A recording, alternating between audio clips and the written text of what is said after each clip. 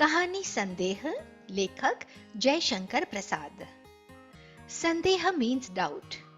जयशंकर प्रसाद द्वारा लिखित इस रोचक कहानी में 4 पात्र हैं। पहला राम निहाल, जो इस कहानी का मुख्य पात्र है। दूसरा श्यामा, एक विधवा जिसके घर में राम निहाल किराएदार है और इसीलिए उसके घर में रहता है। तीसरा ब्रजकिशोर बाबू, जिनके यहाँ राम निहाल काम करता है।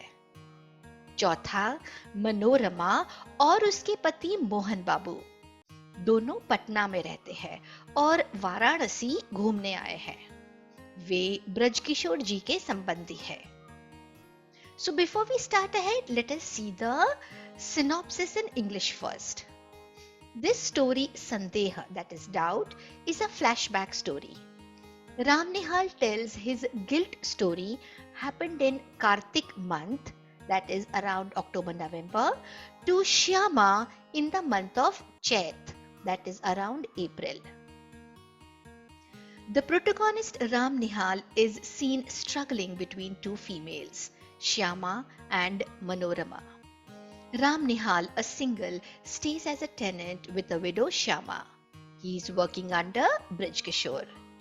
One day, Brij Kishore's relatives, that is Mohan Babu and Manorama, arrive in Varanasi and Ram Nihal is compelled to show them the famous Varanasi Ghats. While showing them, he realizes attraction to Manorama and then feels guilty. But then the story takes a turn when he realizes that it was Brij Kishore's plan to send Ram Nihal with his relatives and prove Mohan Babu mad, insane, so that he becomes in charge of Mohan Babu's vast property. Manorama has written a bundle of letters to Ram Nihal for help, but he doubts, he has sandeha, that she has sent letters due to love. But then it is revealed that Ram Nihal loves Shyama, the widow. Now let us see these things in Hindi. ये कहानी वाराणसी से संबंधित है। इसमें वाराणसी के 3 घाटों के नाम आते हैं। That is the first one, Dashashwamedh Ghat, दूसरा मान मंदिर घाट जहां से वे बजरा लेते हैं, तीसरा पंचगंगा घाट। ये एक स्मरण कहानी है। स्मरण मीन्स इट्स अ याद, इट्स अ फ्लैशबैक। सो ये एक स्मरण की कहानी है। इस कहानी को 2 विभागों में बांटा गया है। पहला वर्तमान काल, जो चैत यानी कि चैत्र का महीना है। Chaitra comes after Holi and so around April. Ram Nihal Shyama का घर छोड़ने की सोच रहा है, इसीलिए अपना सामान बांध रहा है। कहानी की शुरुआत में ही राम निहाल के कमरे का दृश्य है।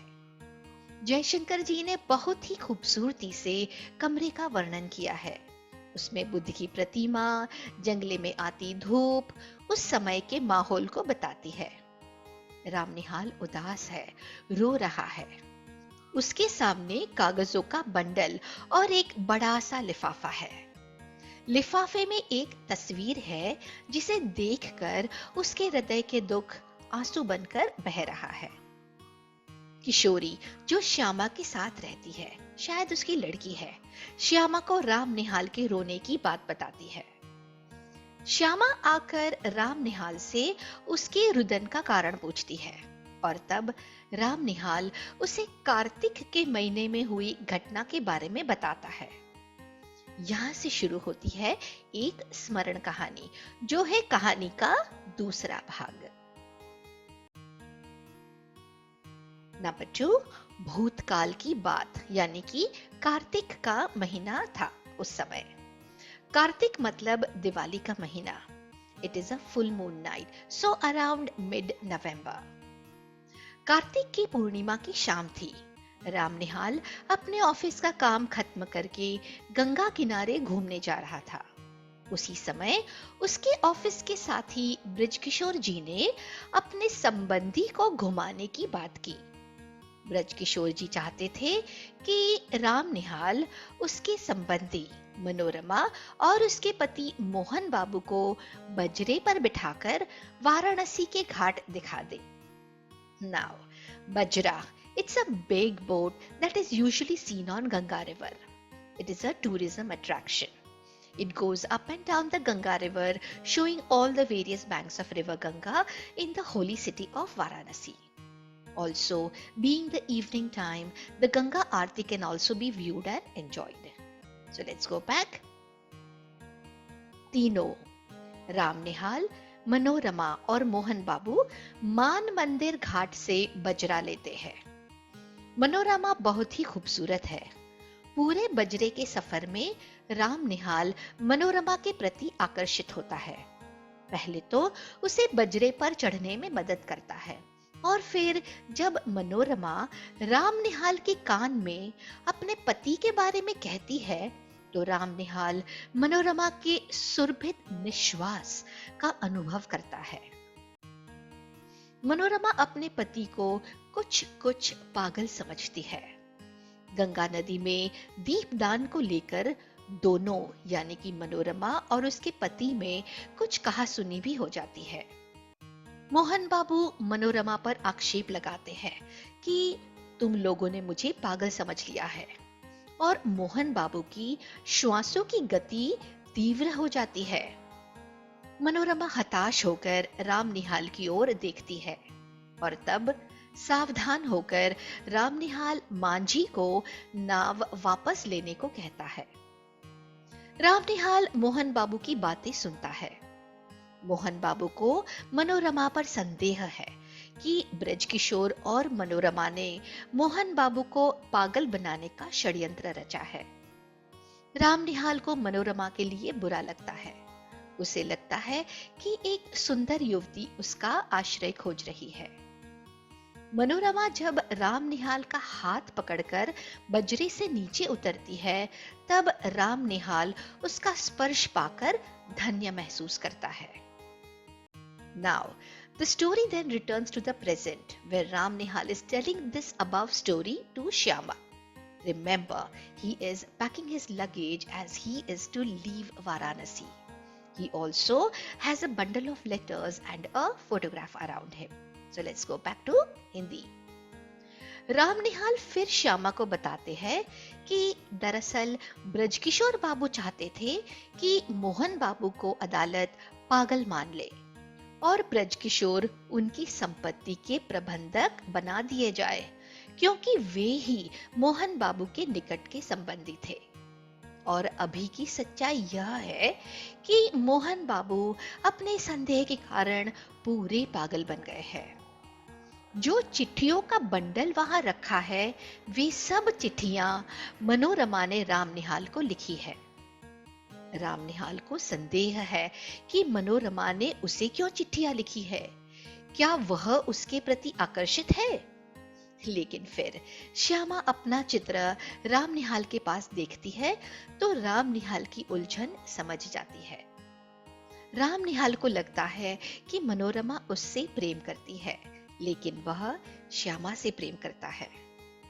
श्यामा राम निहाल की इस उलझन को सुलझाते हुए उसे बताती है कि एक दुखिया स्त्री अपनी सहायता के लिए उसे बुला रही है, तो उसे मनोरमा की सहायता के लिए पटना जाना चाहिए और ब्रजकिशोर की चालाकियों से मनोरमा की रक्षा करनी चाहिए और फिर वापस वाराणसी आना चाहिए, न कि वाराणसी छोड़ना चाहिए।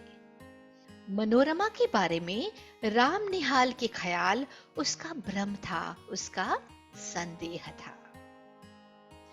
Now, things to take care while reading the chapter, understanding and remembering it for exams.